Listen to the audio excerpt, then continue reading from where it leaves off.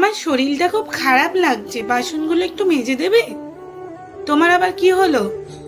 তেমন কিছু নয়, সকাল থেকে মাথাটা খুব ধরেছে, তাই বলছিলাম কটা বাসন পড়ে আছে, তুমি কি একটু মেজে দেবে?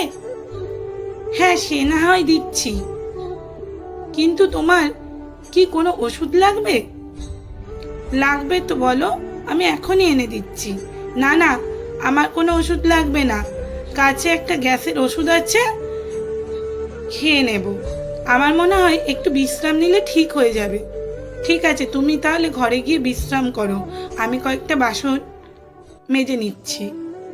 তারপর খোকনবাবু কলতলায় পড়ে থাকা বাসনগুলো মাজতে লাগলেন। ঠিক সেই সময় খোকনবাবুর মা এসে বললেন, কিরে খোকা, তুই বাসন ধুচ্ছিস যে?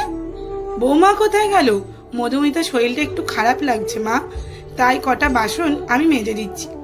বৌমার কত এমন শরীর খারাপ শুনি, ঘরের পুরুষ মানুষকে দিয়ে বাসন ধোয়াচ্ছে। আমার কোনো অসুবিধা হচ্ছে না মা, ও আমাকে কোনো সময় কাজের কথা বলে না, আজ মনে হয় ওর শরীরটা সত্যিই খুব খারাপ।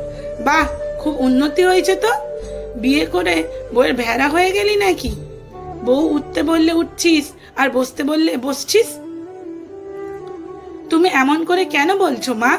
এখন যদি আমার শরীর খারাপ হতো, ও কি আমার সেবা করতো না? হ্যাঁ করতো, বউদের ধর্ম স্বামীদের সেবা করা। খোকনবাবু এবার বললেন, ও আচ্ছা, বউদের ধর্ম স্বামীদের সেবা করা, আর স্ত্রী অসুস্থ হলে স্বামীদের কি ধর্ম না মা? বা খোকা, দিন দিন তোর উন্নতি হচ্ছে, দেখছি মুখে মুখে তর্ক করতেও শিখে গেছিস। তা এইসব কে শেখাচ্ছে বৌমা? মধুমিতা কেন শেখাতে যাবে মা?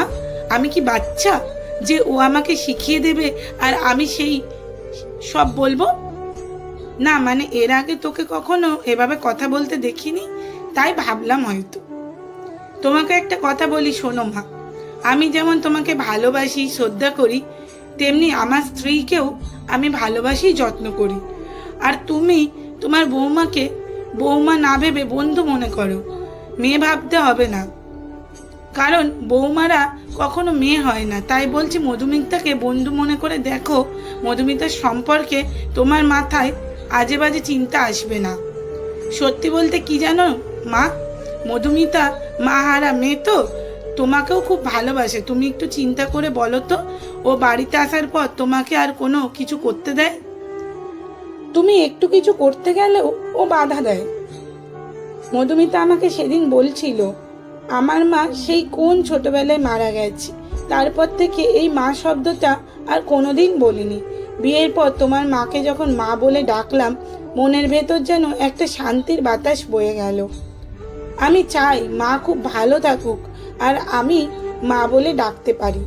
খোকনবাবুর মা মিতা দেবী ছেলের মুখে বৌমার এমন কথা শুনে মনে মনে খুব আনন্দিত হলো ঠিকই, কিন্তু ছেলের কাছে সেটা প্রকাশ করলেন না। একদিন রাতে মিতা দেবীর প্রচণ্ড জ্বর এলো। তখন মধুমিতাকে দেখা গেল রাত জেগে শাশুড়ি মাথায় জলপট্টি দিতে, ওষুধ খাওয়াতে, রাত জেগে বসে থাকতে। কিছুক্ষণ পর খোকনবাবু মধুমিতাকে বলে, অনেকক্ষণ মায়ের কাছে বসেছ, এবার তুমি যাও একটু বিশ্রাম করে নাও, আমি আছি মায়ের কাছে। মধুমিতা তখন বলল, তুমি সত্যি মায়ের কাছে থাকবে তো? ঘুমিয়ে পড়বে না তো? আমি ঘুমিয়ে নিয়েছি, এখন প্রায় ভোর হতে চললো, আমি আর ঘুমাবো না, তুমি গিয়ে একটু বিশ্রাম করে নাও। এই কথা শোনার পর মধুমিতা নিজের ঘরে বিশ্রাম করতে চলে গেল। খোকনবাবু তখন মাকে বলল, মা, এই মেয়েটাকে দেখে তোমার মনে হয় ও আমাদের সংসার ভাঙতে এসেছে, বা তোমার আমার সম্পর্কের মধ্যে পাটল ধরাতে এসেছে? ও তোমাকে মায়ের মতো করে ভালোবাসে, তুমি কি সেটা বুঝতে পারো না? হ্যাঁ রে খোকা, তুই ঠিকই বলেছিস, সত্যিই বৌমা আমাদের বড় লক্ষ্মীমন্ত রে, আমাদের দুজনের মধ্যে ভাগ্য খুব ভালো, এমন একটা মেয়েকে আমাদের ঘরে পেয়েছি। এই বলে মা ছেলে গল্প করতে লাগলো। এরপর থেকে খোকনবাবুর সংসারে আর কখনোই শাশুড়ি বৌমার মধ্যে অশান্তি হয়নি। আসলে কি জানেন, মা যদি মাথায় থাকে, স্ত্রী থাকে বুকে। মা যেমন সন্তানকে জন্ম দেয়, স্ত্রীও মানুষটিকে পরিপূর্ণতা দেয়। তাই একজন পুরুষ মানুষের জীবনে স্ত্রী এবং মায়ের গুরুত্ব সমান।